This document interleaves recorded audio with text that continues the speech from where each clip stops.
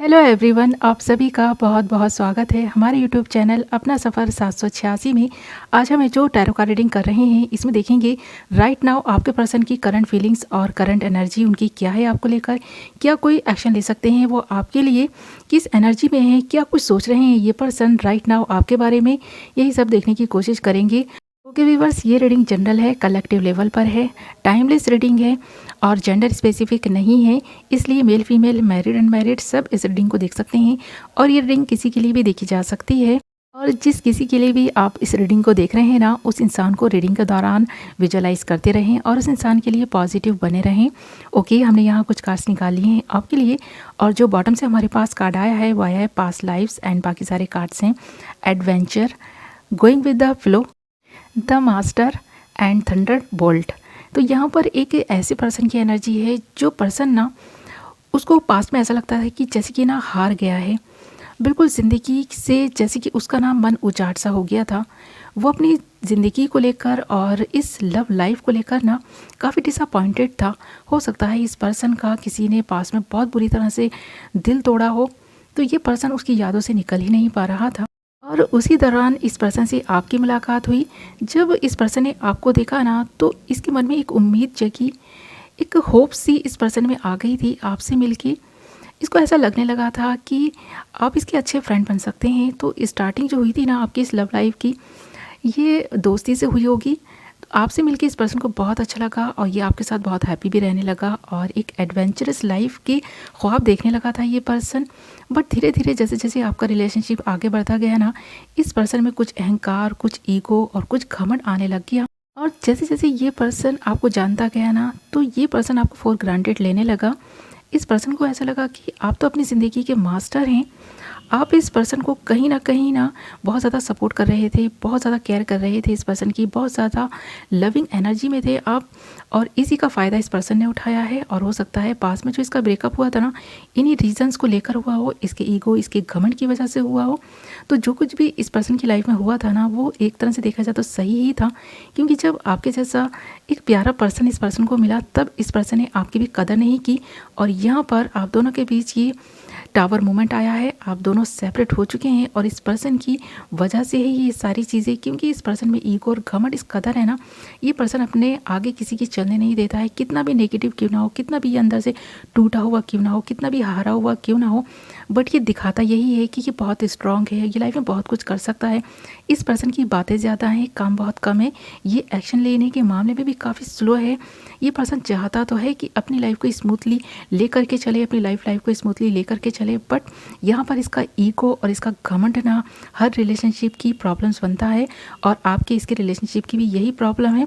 इस वक्त ये पर्सन ये बात सोच भी रहा है कि इस पर्सन ने जब आपके साथ में ये रिलेशनशिप स्टार्ट किया था तब कितना अच्छा चल रहा था सब कुछ, बट इसके ईगो घमंड ने ये सब चीज़ें ख़राब कर दी हैं। इस पर्सन को रियलाइजेशन तो होता है, बट ये अपने नेचर को चेंज नहीं कर सकता, ये अपने आप को बदलना ही नहीं चाहता है एक्चुअली।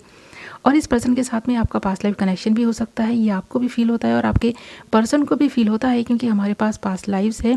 सबके बावजूद कि ये पर्सन आपके साथ बहुत हैप्पी रहता है, इसके साथ आपका पास्ट लाइफ कनेक्शन है, इसे फील भी होती है ये चीज़। फिर ये भी ये अपने अंदर कुछ सुधार नहीं कर रहा, अपने नेचर को नहीं चेंज कर रहा, अपने इस ईगो और घमंड से बाहर नहीं आ पा रहा, आपकी उतनी केयर नहीं कर पा रहा जितनी आप इससे एक्सपेक्ट करते हैं। उल्टा ये पर्सन ना आप पर ही ब्लेम लगाता है कि तुम ही गलत हो, तुम ही इस रिलेशनशिप में एफर्ट्स नहीं डाल रहे, तुम ही कुछ नहीं कर रहे इस पर्सन के लिए। तो यहाँ ब्लेम भी ये पर्सन आप पर ही डाल रहा है। और ये सारी चीज़ें इसलिए हो रही हैं क्योंकि अभी इस पर्सन में कुछ चेंजेस आने बाकी हैं। इसे अपनी ज़िंदगी का मास्टर बनना है, तो इसे अपनी हीलिंग कंप्लीट करनी होगी। इसकी कहीं ना कहीं मुझे ऐसा लगता है ये पर्सन पूरी तरह से हील नहीं है।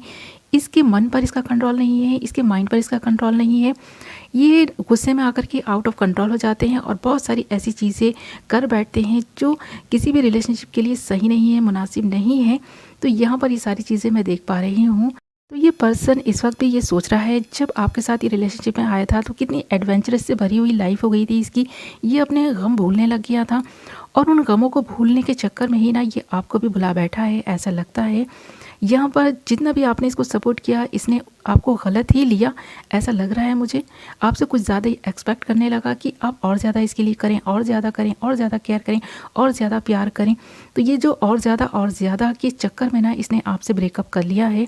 यहाँ पर ये पर्सन ये रियलाइज़ भी कर पाता है, बट इस पर्सन को पता नहीं कुछ और ही चाहिए। इसे खुद भी समझ में नहीं आता है कि इसे चाहिए क्या, इस रिलेशनशिप से आपसे क्या चाहिए। ये चलना तो मोमेंट टू मोमेंट चाहता है आपके साथ में, बट डिसाइड नहीं कर पाता क्योंकि ये बैलेंस नहीं कर पा रहा है अपने माइंड को, अपने हार्ट को। तो यहाँ देख रहे हैं ना, हमारे पास मोमेंट टू मोमेंट भी है और द मास्टर भी है।